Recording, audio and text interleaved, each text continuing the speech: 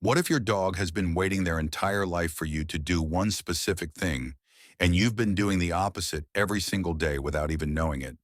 Most owners believe they're doing everything right, but there are things your dog quietly needs from you that almost no one talks about, and the silence around them is costing you the bond you think you already have.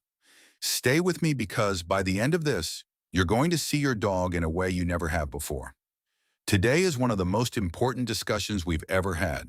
Here's what makes this so hard to hear. These aren't complicated things. They're not expensive. They're not time-consuming.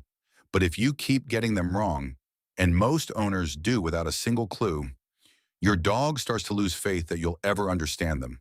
And a dog who's lost that faith doesn't show it with anger. They show it with distance, with a tail that wags a little less, with eyes that stop seeking yours. And by the time most owners notice, years have already passed. Give them a space they truly own.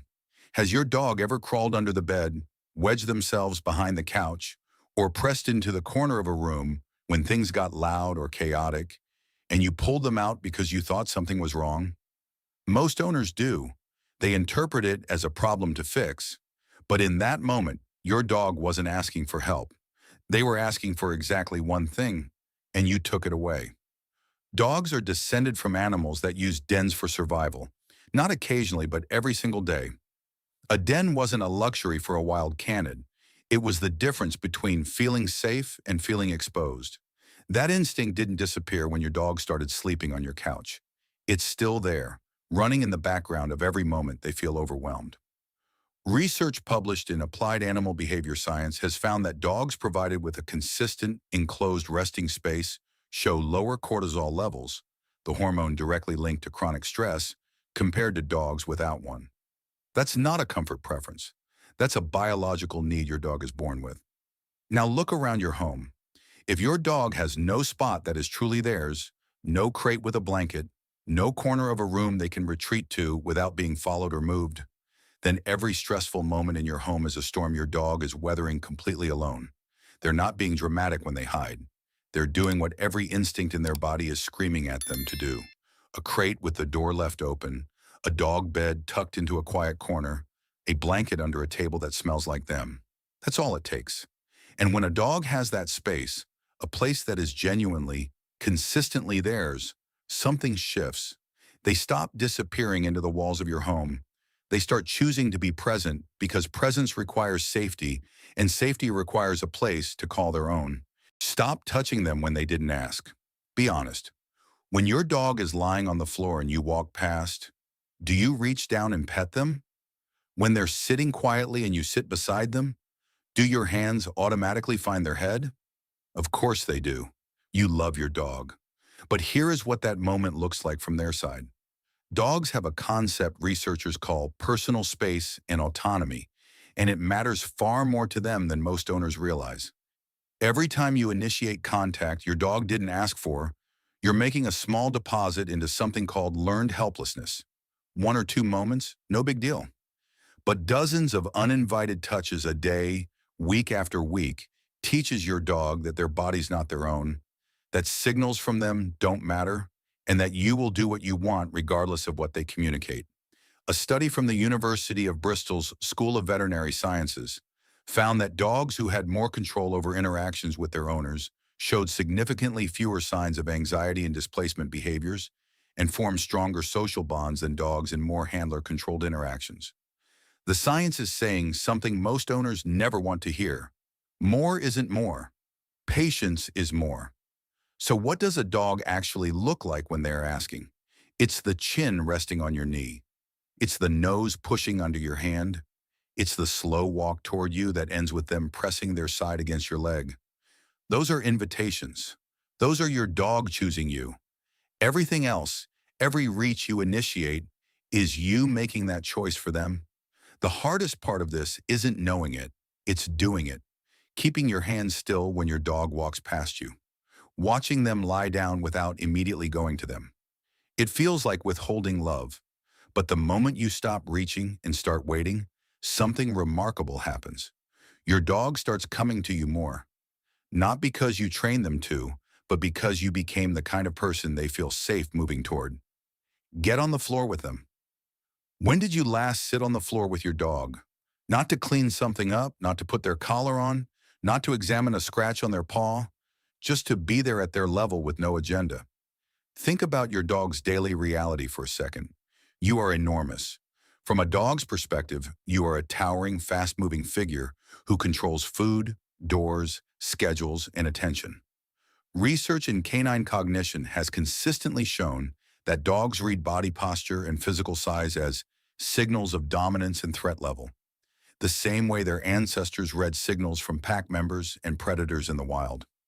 Every time you stand over them, even with the best intentions in the world, part of your dog's nervous system is calculating whether this moment is safe.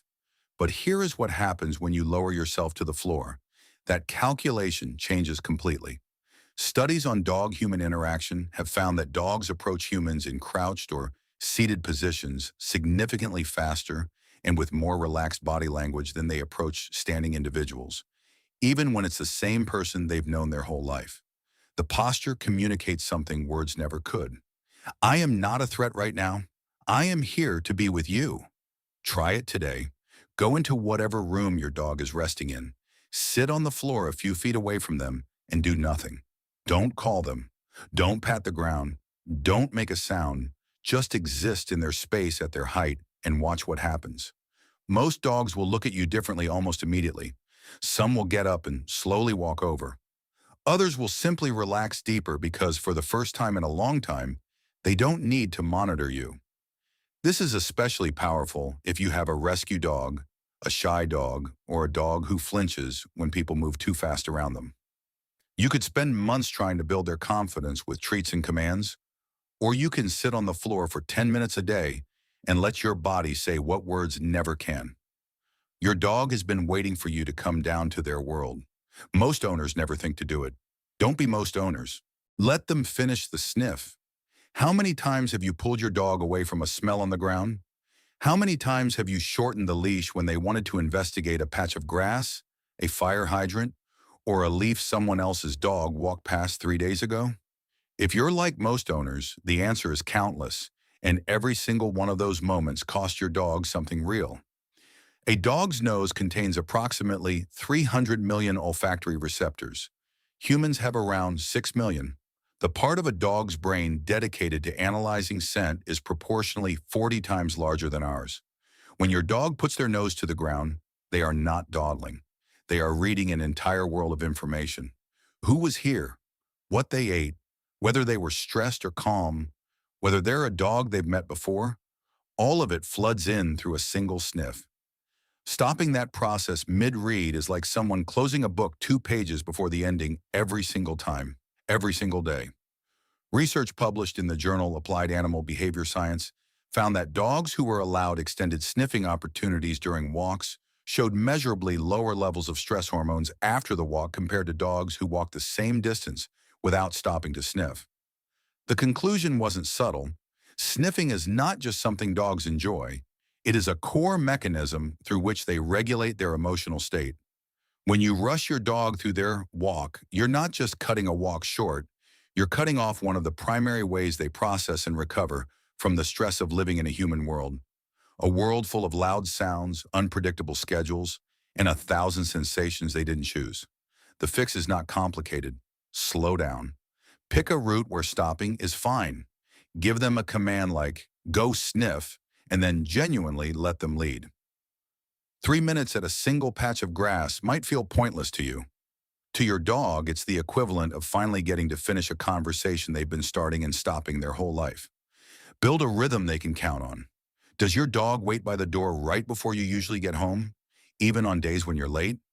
Do they show up at the kitchen at feeding time with more accuracy than your phone's alarm? That's not a cute quirk. That's your dog showing you what they need most from you, and most owners mistake it for something they're giving, when actually they're taking it away without realizing.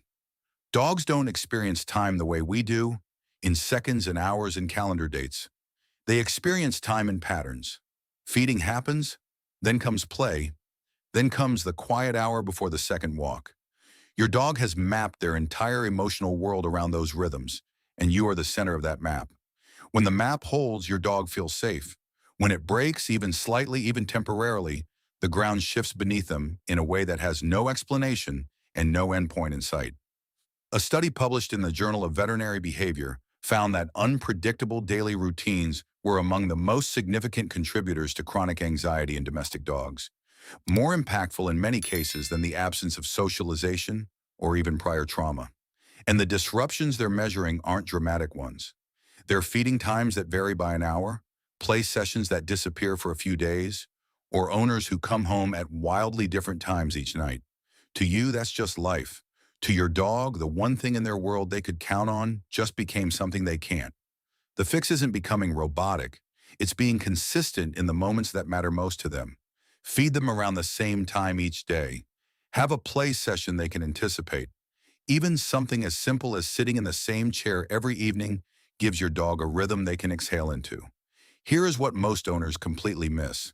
They want a dog who is calmer, more affectionate, and less reactive, but they never connect that to routine. A dog who doesn't know what's coming next is a dog whose nervous system is always partially activated. And a dog who's always partially activated doesn't have the capacity to fully connect with you. Even when you're right there in the same room, even when you're doing everything else right, routine is what takes the guard down. And a dog whose guard is down is a dog who can finally love you with their whole heart. Talk to them out loud, for real. Do you talk to your dog? Not commands. Actually talk to them the way you talk to someone you share your life with. Most people admit they do this when no one's watching, and then they feel slightly embarrassed about it. They shouldn't. Because it turns out that instinct you've been quietly following is one of the most important things you can do for your dog. Here is something that gets overlooked in almost every conversation about dog behavior. Dogs have lived alongside humans for somewhere between 15,000 and 40,000 years, depending on who you ask. In that time, they didn't just learn to tolerate us. They evolved to read us, our faces, our gestures, our moods, and above all, our voices. No other domesticated animal has developed this capacity to the same degree. Not horses, not cats, not any animal on Earth.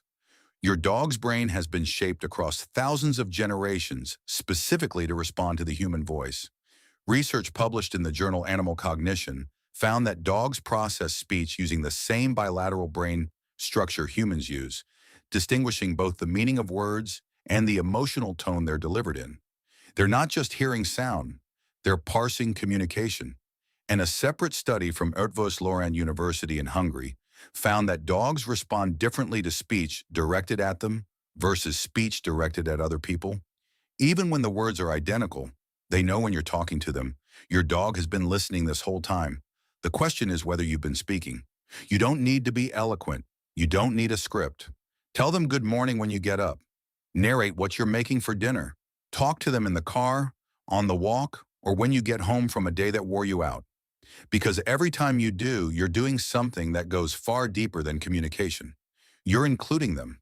You're treating them like what they actually are. Not a pet you manage, but a living being who has oriented their entire existence around you. And when a dog knows they're seen, really seen, not just fed and walked and managed, something opens up in them that no training class or expensive toy ever could. Most owners spend years waiting for their dog to give them more. More closeness, more calm, more connection. But connection isn't something you wait for. It's something you build, one moment at a time, with patience and presence, and the willingness to finally speak the language your dog has been fluent in since the day they were born. Your dog is not asking for perfection. They're asking for you, the real you, the one who sits on the floor and waits and talks and slows down. They've been asking their whole life. If this story changed how you see your dog today, please like this video and subscribe to the channel. We are uncovering the deep history and hidden languages that define our lives with these animals. Let's build a better future for them together. Your next insight into their world is coming soon.